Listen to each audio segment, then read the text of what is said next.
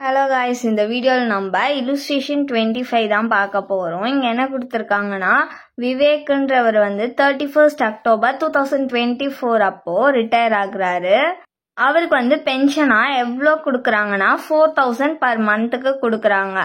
அவரோட ரிட்டையர்மெண்ட் அப்போ 3/4 commuted பென்ஷனாக receive பண்ணுறாரு 4 lakhல. நெக்ஸ்ட் பேசிக் சேலரி 10,000 இருக்கு பர் மந்த்துக்கு. DA 5,000 பர் மந்த்துக்கு இருக்கு. என்டர்டைன்மெண்ட் அலவன்ஸ் 1,000 பர் மந்த்துக்கு இருக்கு.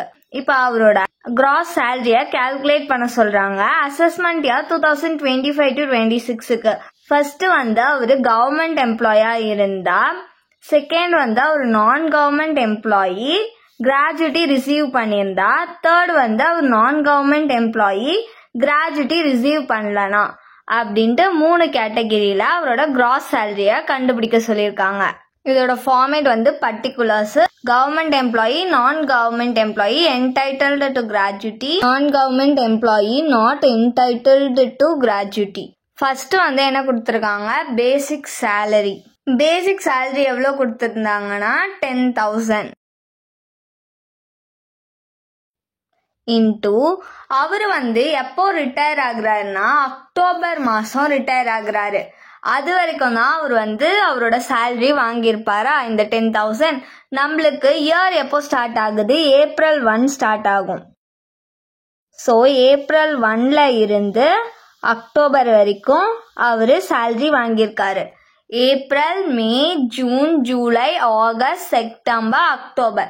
அப்ப 7 monthsக்கு அவரு சேலரி வாங்கியிருக்காரு. இன்டூ 7 பண்ணோம்னா நம்மளுக்கு 70,000 கிடைக்கும்.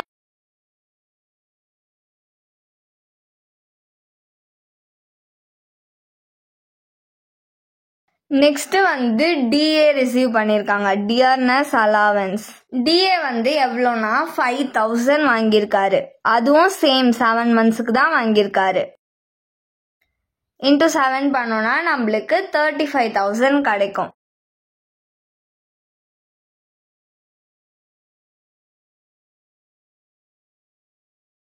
நெக்ஸ்ட் EA என்டர்டைன்மெண்ட் அலவன்ஸும் வாங்கியிருக்காரு. எவ்வளோனா 1000 பர் மந்த்துக்கு. இப்போ இன்டூ 7ஆல மல்டிப்ளை பண்ணிக்கணும். மல்டிப்ளை பண்ணோம்னா 7,000. Next uncommuted pension. அன்கம்யூட்டட் பென்ஷன்னா மந்த்லி பென்ஷனை தான் அன்கம்யூட்டட் பென்ஷன் சொல்லுவோமா. 4,000 பர் மந்த்துக்கு வாங்கியிருக்காரு மந்த்லி பென்ஷன். அந்த 4,000 மந்த்லி பென்ஷன்ல 3/4 கம்யூட்டட் பென்ஷனா. அப்போ நம்மளுக்கு 3/4 மைனஸ் 4/4 பண்ணணும். பண்ணோம்னா நம்மளுக்கு 1/4 கிடைக்குமா. இந்த 1/4 தான் அன்கம்யூட்டட் பென்ஷன். அவர் மந்த்லி பென்ஷன் எவ்வளோ வாங்குறாராம், 4,000 பர் மந்த்துக்கு வாங்குறாராம். இன்டூ 1/4. அவரு அக்டோபர் மாசம் ரிட்டையர் ஆகுறாரு. அக்டோபருக்கு அப்புறம் நவம்பர், டிசம்பர், ஜனவரி, பிப்ரவரி, மார்ச் 5 monthsக்கு இந்த மந்த்லி பென்ஷன் வாங்குவாரு. நவம்பர்ல இருந்து மார்ச் 31 வரைக்கும் அவரு இந்த பென்ஷன் வாங்கியிருக்காரு. இதை கால்குலேட் பண்ணோம்னா நம்மளுக்கு 5,000 கிடைக்கும். இது 3 பேருக்குமே தான் taxable. Next commuted pension. Commuted pension government எம்ப்ளாய்க்கு எப்பயுமே எக்ஸம்டடா. ஸோ எக்ஸம்டட்னு எழுதிக்கோங்க. இப்போ நம்ம நான் கவர்மெண்ட் எம்ப்ளாயா இருந்து அவங்க கிராஜுவிட்டி ரிசீவ் பண்ணியிருந்தா அவங்களுக்கு எவ்வளோ டாக்ஸபிள் பென்ஷன், நான் கவர்மெண்ட் எம்ப்ளாயா இருந்தா அவங்க கிராஜுவிட்டி ரிசீவ் பண்ணாம இருந்தாங்கன்னா அவங்களுக்கு எவ்வளோ டாக்ஸபிள் பென்ஷன் அப்படின்றத நம்ம இப்ப கண்டுபிடிக்கணும். இப்போ 3/4 கம்யூட்டட் பென்ஷனோட வேல்யூ எவ்வளோனா 4 lakh. இது 3/4க்கான கம்யூட்டட் பென்ஷன் வேல்யூ தான் கொடுத்துருக்காங்க. மொத்த வேல்யூ நம்ம கண்டுபிடிக்கணும்னா நான் கவர்மெண்ட் எம்ப்ளாயி கிராஜுவிட்டி ரிசீவ் பண்ணியிருந்தாங்கன்னா மொத்த பென்ஷன் வேல்யூல இருந்து 1/3 எக்ஸம்டடா. நம்மளுக்கு மொத்த வேல்யூ தெரியாது. அதை எப்படி கண்டுபிடிக்கணும்னா இந்த 4 lakhோட நம்ம இந்த 3/4 இருக்குல்ல, இதை ரெசிப்ரோக்கலா 4/3ன்னு எழுதிக்கணும். இப்போ இதை நம்ம கால்குலேட் பண்ணோம்னா நம்மளுக்கு வந்து எவ்வளோ கிடைக்கும்னா 5,33,333 rupees கிடைக்கும். இதுதான் வந்து மொத்த பென்ஷனோட வேல்யூ. ஓகேவா? இதுல இருந்து மைனஸ் எக்ஸம்டட் எவ்வளோனா 1/3. இந்த மொத்த வேல்யூல இருந்து தான் 1/3 வந்து நம்மளுக்கு எக்ஸம்டட். So 5,33,333 into 1/3. இதை கால்குலேட் பண்ணோம்னா நம்மளுக்கு 1,77,777.6 கிடைக்கும். பாயிண்ட்டுக்கு அப்புறம் 5 இல்ல 5க்கு மேலேயோ இருந்துச்சுன்னா பாயிண்ட்டுக்கு முன்னாடி ஒரு நம்பர் ஆட் பண்ணிக்கணுமா? So 1,77,778 rupees. இப்போ இது ரெண்டுத்தையும் மைனஸ் பண்ணிக்கலாம். இங்க அவுட்டர் காலம்ல மைனஸ் பண்ணோம்னா நம்மளுக்கு 2,22,222 rupees கிடைக்கும். இதுதான் வந்து டாக்ஸபிள் பென்ஷனோட வேல்யூ. இது வந்து யாரு கண்டுபிடிச்சோம்? நான் கவர்மெண்ட் எம்ப்ளாயி கிராஜுவிட்டி ரிசீவ் பண்ணியிருந்தா அவங்களோட டாக்ஸபிள் பென்ஷன் எவ்வளவா இருந்திருக்கும்னா 2,22,222 rupees.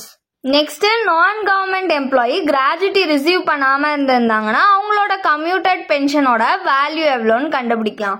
ஃபர்ஸ்ட் வந்து பென்ஷனோட வேல்யூ எழுதிக்கணும்.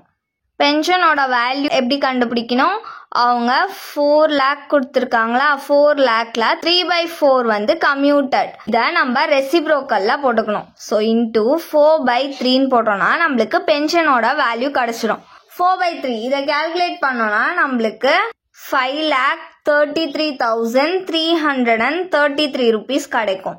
இதுதான் நம்மளோட received pension amount minus exempted.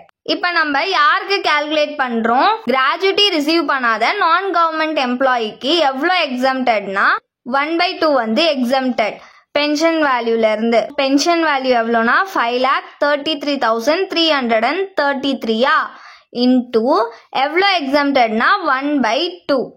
இதை நம்ம கால்குலேட் பண்ணோம்னா நம்மளுக்கு 2,66,666.5 கிடைச்சிருக்கு.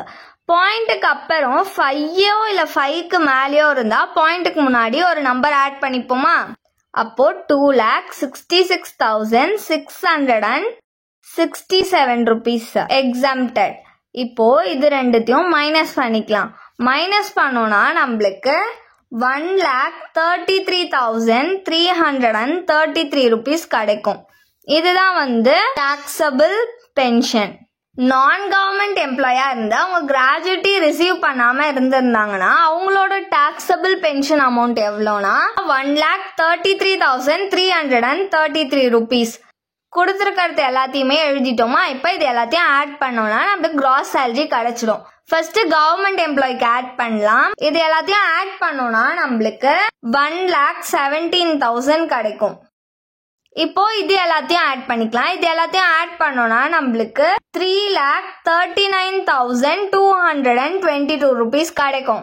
இப்போ இது எல்லாத்தையும் ஆட் பண்ணிக்கலாம். இது எல்லாத்தையும் ஆட் பண்ணோம்னா நம்மளுக்கு 2,50,333 rupees கிடைக்கும். இதுதான் வந்து கிராஸ் சேலரி. அவர் கவர்மெண்ட் எம்ப்ளாயா இருந்தா 1,17,000 அவரோட கிராஸ் சேலரியா இருந்திருக்கும். இதுவே அவரு நான் கவர்மெண்ட் எம்ப்ளாயி கிராஜுவிட்டி ரிசீவ் பண்ணியிருந்தா அவரோட கிராஸ் சேலரி வந்து 3,39,222 rupees இருக்கும். இதுவே அவரு நான் கவர்மெண்ட் எம்ப்ளாயி கிராஜுவிட்டியும் ரிசீவ் பண்ணாம இருந்திருந்தா அவரோட கிராஸ் சேலரி வந்து 2,50,333 rupees இருந்திருக்கும்.